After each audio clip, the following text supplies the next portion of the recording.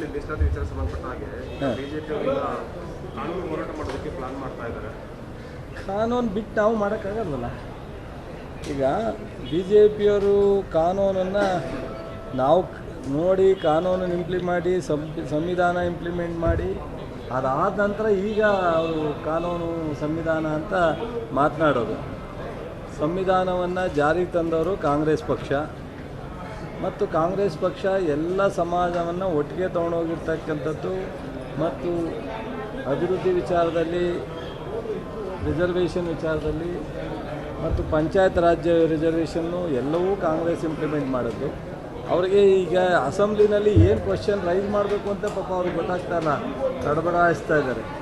ನಮ್ಮ ಮುಖ್ಯಮಂತ್ರಿಗಳಿಗಿರ್ತಕ್ಕಂಥ ಅನುಭವ, ಅವರ ಎಕ್ಸ್ಪೀರಿಯನ್ಸ್ನಲ್ಲಿ ಅವ್ರ ಕೈಲಿ ಪಾಪ ಅಪೋಸಿಷನ್ ಲೀಡ್ರಾಗಲಿ ಅಲ್ಲಿರ್ತಕ್ಕಂಥ ನಾಯಕರುಗಳಾಗಲಿ ಅಸೆಂಬ್ಲಿನಲ್ಲಿ ಪ್ರಶ್ನೆ ಕೇಳ್ತಕ್ಕಂಥದ್ದಕ್ಕೆ ತಟಸಾಡುವಂಥ ಪರಿಸ್ಥಿತಿನಲ್ಲಿ ಇವತ್ತು ರಾಜ್ಯಪಾಲರ ಭಾಷಣದಲ್ಲಿ ನಾವು ನೋಡಿದ್ದೀವಿ. ಸೊ ನಾವು ಈ ಬಜೆಟ್ ಚರ್ಚೆ ನೋಡಿದ್ದೀವಿ. ಅವರ ಬಿದ್ದದ್ದವ್ರಿಗೆ. ಸೊ ನಾವು ಯಾವುದೇ ರಿಸರ್ವೇಷನ್ನ ಕಾನೂನು ಬಾಹಿರವಾಗಿ ಮಾಡೋ ಪ್ರಶ್ನೆ ಇಲ್ಲ. ಸೊ ಅವ್ರು ಕೇಳಿ ಏನೇನು ಹೋರಾಟ ಕೇಳ್ತಾರೆ ಕೇಳಿ, ಅಲ್ಟಿಮೇಟ್ ಬಜೆಟ್ ಉತ್ತರ ಕೊಡೋಣಾಗ ಮುಖ್ಯಮಂತ್ರಿಗಳು ಅದಕ್ಕೆ ಸೂಕ್ತವಾಗಿ ಉತ್ತರ ಕೊಡ್ತಾರೆ. ಯಾರು ವಿಚಾರ ಗೊತ್ತಿಲ್ಲ, ಏನು ಅಂತ ಗೊತ್ತಾದರೆ ಹೇಳ್ಬೋದು, ಗೊತ್ತಿಲ್ಲದೆ ಹೇಳೋದನ್ನ ಮಾಡೋದು ಸೂಕ್ತ ಅಲ್ಲ. ಮತ್ತು ನನಗೆ ಇನ್ನೊಂದು ಯಾವುದೋ ವಿಚಾರ ಬಂತು. ಈ ನಮ್ಮ ಕೇಂದ್ರ ಸಚಿವರು ಕುಮಾರಸ್ವಾಮಿ ಅವರು ಬಿಡದಿ ಹತ್ರ ಒತ್ತುವರಿ ಮಾಡ್ಕೊಂಡಿದ್ದಾರೆ ಅಂತ ಕೋರ್ಟಲ್ಲಿ ತನಿಖೆ ಆಗಬೇಕು, ಅದನ್ನು ಸಂಪೂರ್ಣವಾಗಿ ಸರ್ವೆ ಮಾಡಬೇಕು, ಖಾಲಿ ಮಾಡಿಸ್ಬೇಕು, ಇಲ್ಲದೇ ಇದ್ದರೆ ಕ್ರಮ ತಗೋತೀವಿ ಅಂತ ಕೋರ್ಟಿಂದ ಆದೇಶ ಆಗಿದೆ.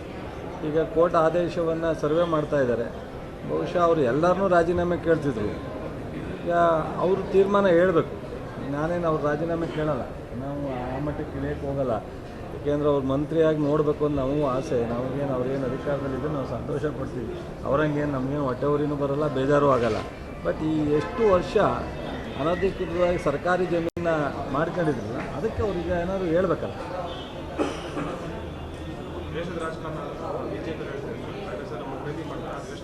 ಇಲ್ಲಿ ನಾವು ಅವ್ರನ್ನ ಪ್ರೀತಿ ಮಾಡೋದಕ್ಕೆ, ಅವರು ನಮ್ಮನ್ನು ಪ್ರೀತಿ ಮಾಡೋದಕ್ಕೆ ಪ್ರಶ್ನೆ ಇಲ್ಲ. ಅವ್ರು ನಮ್ಮನ್ನು ಪ್ರೀತಿ ಮಾಡೋದಲ್ಲ, ನಮಗೆ ಎಲ್ಲರೂ ಒಂದೇ. ನಾವು ಈಗ ಹೇಳಿದ್ವಲ್ಲ, ಈಗ ಕುಮಾರಸ್ವಾಮಿ ಅವರು ಎಲ್ಲರನ್ನೂ 10 ಸಲ ರಾಜೀನಾಮೆ ಕೇಳೋದು. ನಾವು ಕೇಳಿದ್ರ ರಾಜೀನಾಮೆ ಕೇಳೋದು, ಅದು ದ್ವೇಷ ಅಲ್ಲ ಅಂತ. ರಾಜೀನಾಮೆ ಕೇಳೋದು ಮತ್ತು ಇನ್ನೊಬ್ಬರನ್ನ ಹುಡ್ಕೋದು ಅದು ದ್ವೇಷ ಅಂತ. ನಾವು ಯಾವತ್ತೂ ದ್ವೇಷದ ರಾಜಕಾರಣ ಮಾಡಿಲ್ಲ, ಮಾಡೋದೂ ಇಲ್ಲ. ಈಗ ಕುಮಾರಸ್ವಾಮಿಯವರು ನಾನು ಇಷ್ಟೇ ನೇರವಾಗಿ ಕೇಳಿ, ಬಿಡದಿ ಜಮೀನನ್ನ ಅನಧಿಕೃತವಾಗಿ ಉತ್ಕೊಂಡಿರ್ತಕ್ಕಂಥದ್ದನ್ನು ನಮ್ಮ ಪಕ್ಷ ಅಥವಾ ನಮ್ಮ ಸರ್ಕಾರ ಅಥವಾ ನಮ್ಮ ಮಂತ್ರಿಗಳು ನಾವ್ಯಾರೂ ಕೈ ಹಾಕಿದ್ದಾರೆ. ಯಾರೋ ಪಬ್ಲಿಕ್ ಲಿಟಿಗೇಷನ್ ಹೋಗಿ ಸರ್ಕಾರಕ್ಕೆ ನಿರ್ದೇಶನ ಕೊಟ್ಟಿದೆ ಕೋರ್ಟು, ಇದನ್ನು ಸರ್ವೆ ಮಾಡಿದೆ. ಈಗ ಸರ್ವೆ ಮಾಡ್ತಾ ಇದ್ದಾರೆ, ಪ್ರೂವ್ ಆಗಿದೆ. ಈಗೇನು ಅಂತ ಉತ್ತರ ಕೊಡಿ ಅಷ್ಟೇ. Thank you.